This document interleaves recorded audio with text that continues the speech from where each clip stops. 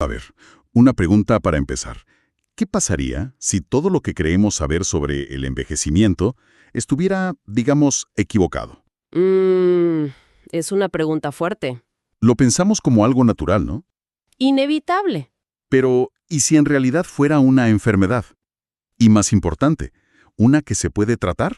Justo ahí está la clave. Hoy vamos a meternos de lleno en esto, basándonos en el libro Alarga tu esperanza de vida del Dr. David Sinclair. Él es genetista en Harvard y la revista Time lo nombró una de las personas más influyentes. Sí, una voz muy potente en este campo. Totalmente. Y la misión de hoy no es buscar la fuente de la juventud, sino entender una idea que lo puede cambiar todo. Que envejecer es, en el fondo, una pérdida de información. Y que quizás esa información se pueda recuperar. Un concepto revolucionario, sin duda. Para empezar, hablemos de algo que todos damos por sentado: la vejez. Nuestro sistema de salud está enfocado en tratar las consecuencias, ¿no? Claro, el cáncer, las cardiopatías, el Alzheimer. Exacto. Pero nunca se ataca la causa de raíz, y la fuente lo dice de una forma muy directa. La edad es, de lejos, el mayor factor de riesgo para casi todas las enfermedades graves. Y es que este cambio, el de ver el envejecimiento como una enfermedad, es mucho más que un simple juego de palabras. Es un cambio de paradigma total. ¿Por qué es tan importante?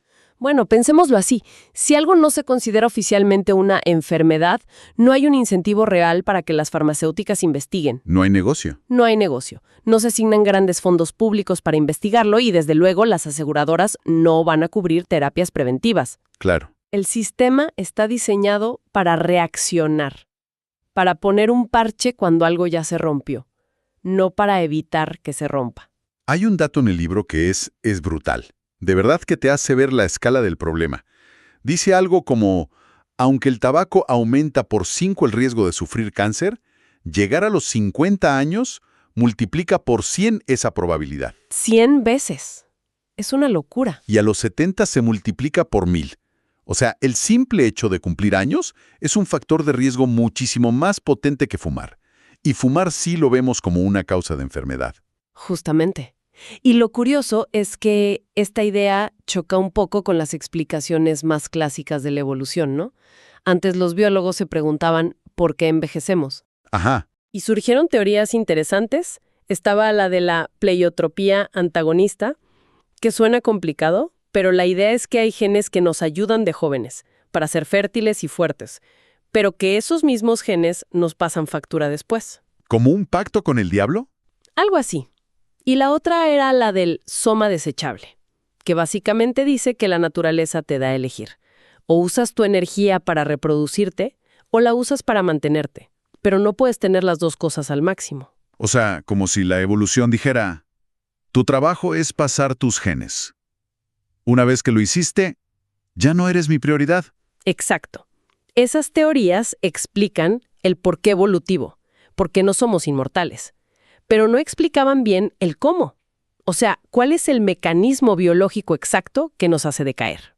Y ahí es donde entra esta nueva teoría. Ahí es donde se abre una puerta completamente nueva. Y acá es donde la cosa se pone fascinante. La idea central de Sinclair es que no envejecemos por perder información genética. O sea, por mutaciones en el ADN. Que es lo que se creyó por mucho tiempo. Claro. La causa, según él, es la pérdida de información epigenética.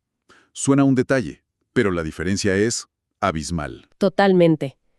No es que el disco duro se dañe, es que el sistema operativo que lo lee empieza a fallar. ¿Y cuál es la prueba más contundente de esto? La clonación. Pensemos en esto.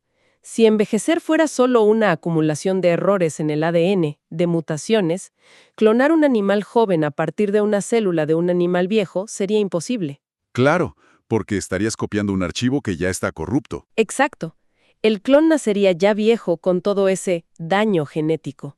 Pero la realidad nos muestra otra cosa. La oveja Dolly. La oveja Dolly y muchísimos clones más nacieron jóvenes a partir de células de adultos y vivieron vidas normales. Esto demuestra algo increíble. ¿Qué? Que la información genética original, el manual de instrucciones para ser joven y sano, sigue ahí, intacto, dentro de la célula vieja. No se perdió. La analogía que usan en las fuentes es perfecta para entenderlo. Dicen que nuestro ADN, el genoma, es como un DVD. La información es digital, es muy robusta, muy estable. Pero el epigenoma es el reproductor de DVD, el láser que lee la información. El envejecimiento, entonces, no es que se borren los datos del disco. Sino que el disco se raya. Exacto, se raya. La información sigue ahí, pero el lector ya no la puede leer de forma clara. Y para que quede claro qué es el epigenoma, es ese sistema de control que le dice a cada célula quién es y qué tiene que hacer. El director de orquesta. Es el director de orquesta. Le dice a una célula del corazón que active los genes para latir y que silencie los genes para, no sé, producir pelo. Todas las células tienen el mismo DVD, el mismo ADN. Pero el epigenoma decide qué canción se toca. Justo. Y con el tiempo, ese director de orquesta empieza a desafinar. Se produce lo que la fuente llama ruido epigenético. Las células empiezan a olvidar su función. Y eso, a gran escala, es el envejecimiento. Un momento, esto me genera una duda. Si nuestros cuerpos son el resultado de millones de años de evolución, ¿cómo es posible que tengamos un sistema con un fallo tan grande? ¿Por qué se permite que el software se degrade así? Esa es la pregunta del millón. Y la respuesta es paradójica. La causa de este ruido epigenético no es un error. Es una consecuencia directa de nuestro sistema de supervivencia más eficaz. A ver, ¿cómo? Los culpables son nuestros propios equipos de emergencia. Espera, ¿los que nos protegen son los que nos dañan? Eso suena... Totalmente contradictorio, ¿no? Pero así es. Aquí las protagonistas son unas proteínas llamadas sirtuinas. Sirtuinas. ¿Sí? Son parte de los llamados genes de la longevidad y tienen, digamos, dos trabajos. Su trabajo del día a día es regular el epigenoma. Se aseguran de que los genes que no se deben usar estén apagados, manteniendo el orden. Ok, ese es su trabajo principal. Pero tienen un segundo trabajo mucho más urgente. Son el equipo de reparación de ADN. Cuando hay una rotura en la doble hélice, lo dejan todo y van a la emergencia. La imagen que usan de los bibliotecarios es buenísima para visualizarlo. O sea, las sirtuinas son como estos bibliotecarios súper meticulosos, ¿no? Se pasan el día colocando cada libro en su estante, manteniendo todo en perfecto orden. Exacto. Pero de repente suena una alarma de incendio. Que sería una rotura del ADN. Exacto.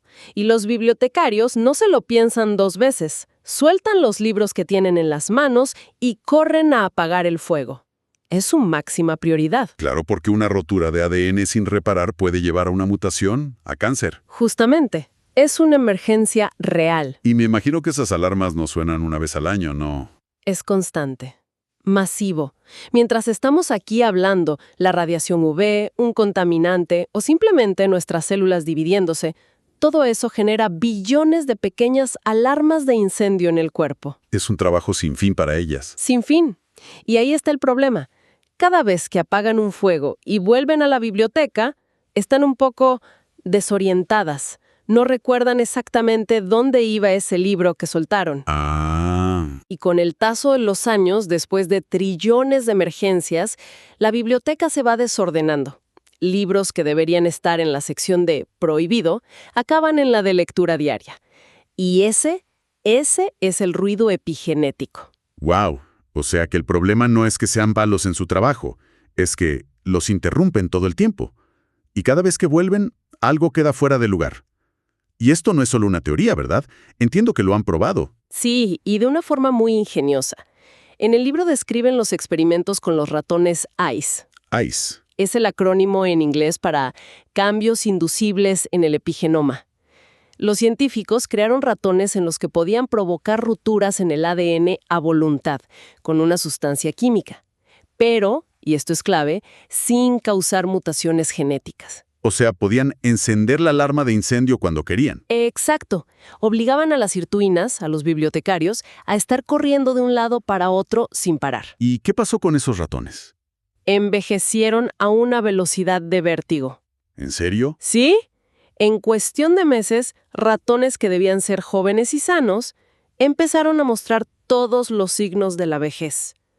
Pelo gris y ralo, pérdida de masa muscular, cataratas, piel arrugada.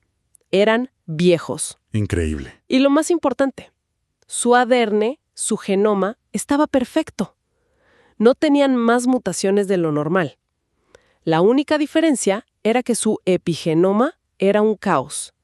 Fue la prueba definitiva de que no es el daño genético, sino el desorden epigenético, lo que conduce al envejecimiento. Esto es increíble y un poco desolador a la vez. Que nuestro propio sistema de defensa nos condene a esto. Pero si entiendo bien, el punto no es que sea inevitable. Todo lo contrario. Si el problema son los rayones en el DVD, la pregunta es, ¿se puede pulir el disco? Exactamente. Y aquí es donde la investigación se vuelve esperanzadora. La idea es que podemos activar estos circuitos de supervivencia de forma controlada. Sin una emergencia real. Sin una emergencia real. Como hacer un simulacro de incendio para que los bibliotecarios se mantengan en forma. ¿Y cómo se hace eso? ¿Cómo activamos esos simulacros? Con estresores leves y beneficiosos, lo que se conoce como hormesis. Hormesis. Sí, prácticas como el ayuno intermitente o el ejercicio de alta intensidad hacen justo eso. Cuando ayunas, tu cuerpo entra en un estado de escasez. No es una emergencia, pero es una señal de alerta que le dice a las sirtuinas, ojo, hay que optimizar recursos. Ah, entiendo. Se ponen en modo de defensa y reparación, y en el proceso limpian el desorden epigenético. El ejercicio intenso provoca un estrés similar. O sea que un poco de estrés bueno le recuerda al cuerpo que tiene que mantenerse alerta. Pero entiendo que esto es como el mantenimiento, ¿no? La fuente habla de algo mucho más radical, la reprogramación. Sí, esa es la frontera. La reprogramación epigenética se basa en el descubrimiento de los factores de Yamanaka. Son un conjunto de genes que si los activas en una célula adulta, pueden revertir su reloj epigenético y devolverla a un estado casi embrionario. Un momento, ¿un reseteo completo a cero? Eso suena tan poderoso como peligroso. Totalmente. Ese es el gran reto, controlarlo. La clave no es un reseteo total, sino un rejuvenecimiento parcial. Y el experimento que lo demuestra, citado en el libro, es asombroso. A ver. Tomaron ratones viejos que habían perdido la visión por glaucoma, que es un daño en el nervio óptico por la edad. Ajá. Les inyectaron en los ojos una terapia génica para activar 3 de los 4 factores de Yamanaka, pero solo por un tiempo limitado. ¿Y qué ocurrió? Los ratones recuperaron la vista. No. ¿Sí? Las células del nervio óptico, que estaban viejas y no funcionaban, rejuvenecieron. Su epigenoma se pulió, volvieron a leer la información correcta de su ADN y recuperaron su función juvenil. Es que es increíble, no les dieron ojos nuevos, simplemente le dijeron a las células viejas que recordaran cómo ser jóvenes. Exacto. La información no se había perdido. La copia de seguridad estaba ahí, esperando a ser leída. En resumen, la gran idea que hemos desglosado hoy de estas fuentes es que el envejecimiento no es una condena escrita en piedra en nuestro ADN. Es más como un sistema operativo que se llena de errores, de ruido. Y que pierde la capacidad de leer el hardware original. Pero la ciencia emergente sugiere que ese sistema se puede optimizar o incluso reiniciar. Y esto nos deja con una última pregunta. Un pensamiento final que la propia fuente toma del padre de la teoría de la información, Claude Shannon. ¿Cuál? Él hablaba de un observador en un sistema. Alguien que puede corregir los errores porque tiene acceso a la información original. En estos experimentos, las células saben hasta dónde rejuvenecer. Saben cuál es el estado correcto. No se resetean a un caos. No, se resetean a un estado funcional y joven. La gran pregunta que queda en el aire es, ¿dónde está guardada esa copia de seguridad? ¿Qué o cuál es ese observador biológico que conserva la información original y le dice a la célula cómo volver a ser joven? Descubrir eso, encontrar a ese observador, podría cambiarlo absolutamente todo.